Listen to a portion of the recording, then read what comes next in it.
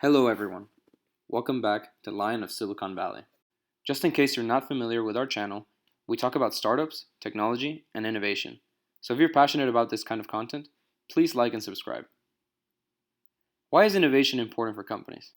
The reality is that companies can't survive without innovation. Let's look at some examples of when this has happened. Back in 2000, Reed Hastings approached the former Blockbuster CEO, John Antioco, and asked for $50 million to give away the company he founded, Netflix. Antioco, thinking that it was a very small niche business, ended the negotiations and didn't buy Netflix, which at the time was a DVD mailing service. Big mistake on their part. Blockbuster filed for bankruptcy years later, as we all know the story. Back in 1998, two individuals, Larry Page and Sergey Brin, offered to sell their little startup to Alta Vista for $1 million so they could resume their studies at Stanford University. But Alta Vista turned them down. Similarly, Yahoo execs turned them down because they wanted its users to spend more time on its own platform, contrasting to PageRank, which sent its users to the most relevant website. PageRank eventually became the core of Google. Another big mistake on their part. At the end of the day, hindsight is 20/20, and these are some extreme examples of what can happen if a company fails to innovate. But it should be indicative that research and development and innovation are crucial to a company's survival and long-term success. All companies can innovate, but how much should they try to innovate? Well, here's how much Alphabet Inc. spent on research and development in recent years. From self-driving cars to internet-carrying weather balloons to perfecting their search engine, Google is racing to solve some of the world's biggest problems by investing billions of dollars into their research. Innovation is needed to survive. So, as a takeaway, if your company is not looking for ways to innovate, I would advise you to start doing so. Complacency can be very dangerous for companies, as we mentioned before. The great thing is, you can innovate without having to make huge investments.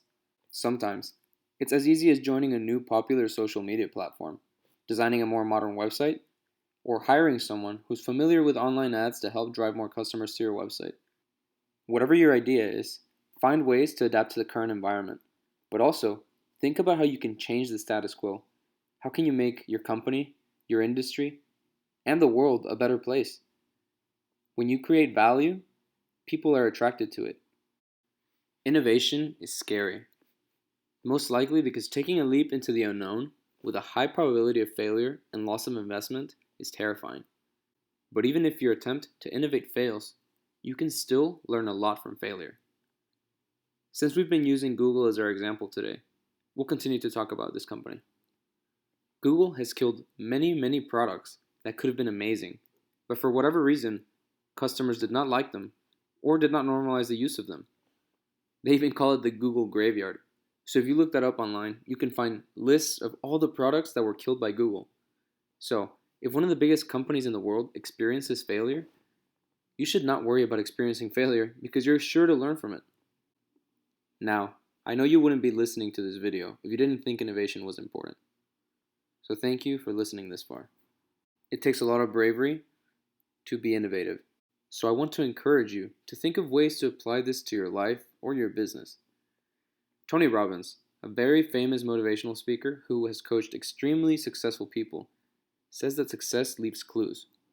So, you should try to model what these very successful companies are doing. Just because your company isn't Google or Facebook doesn't mean you can't use their strategies. You don't have to reinvent the wheel. You just have to find a way to apply it to your scenario. This is Facebook's 10-year roadmap from 2016. I will do a video in the future where I dive into this 10-year roadmap in more detail, but this is a good introduction for it. Now the point of this is to show that these tech companies are planning 10 to 15 years in advance. I mean, this really demonstrates how much importance they place on vision, foresight, and innovation. And these companies are obviously doing something right. But how do I translate strategies from these tech companies to my company? Now, I'm going to make up a scenario to play around with some ideas and see where it takes us. The overall strategy is to make hypotheses and test them as cheaply as possible. So let's say I own a bakery. Some months, customers buy a lot of bread. Other months, not so much. This creates a lot of uncertainty for my business because when it comes to covering my expenses, some months I don't know if I'm going to sell enough. Okay, now let's put our innovation hats on. Look, many of these tech companies have guaranteed monthly revenues because they offer subscriptions. Is there a way I can offer subscriptions at my bakery? Maybe, to local customers, I can offer a subscription where if they pay $25 at the beginning of every month, we can let them pick up a basket of assorted pastries and loaves. If I can get 50 customers to sign up, then that's more than $1,200 of guaranteed monthly revenue. If my idea fails, I don't lose anything because I didn't have to invest any money. And I wouldn't have to spend time making pastries because the customers hadn't paid me yet. Now, this is a very simplified scenario of what it would actually look like in real life because we didn't take many other factors into account. But I invite you to try hypothesizing and taking a scientific approach to innovation, where you constantly test experiments to see if something works for you. One last tip. Don't only try one innovative idea, because if it fails, you will be discouraged, and you will be scared to try something new again. Be persistent and be consistent. I challenge you to find 10 innovative solutions to a problem you have and try them all, knowing in the back of your mind that most of them will not give you the results you hope for. But like I mentioned before, that's not a bad thing. You will gain so much experience from just trying new things, and who knows, that failure or that trial may lead to your next big success.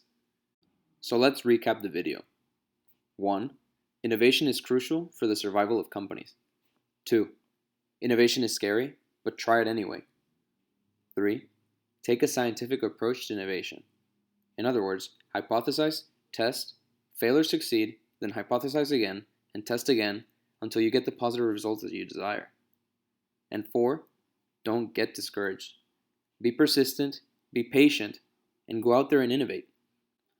In future videos, I will talk more in depth about how to strategically plan for innovation. So make sure you like, subscribe, and follow us on Instagram so you can stay updated on our videos. One last announcement.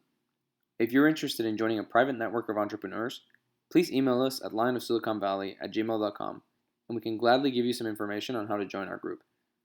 Thank you for watching, and we will see you in future videos.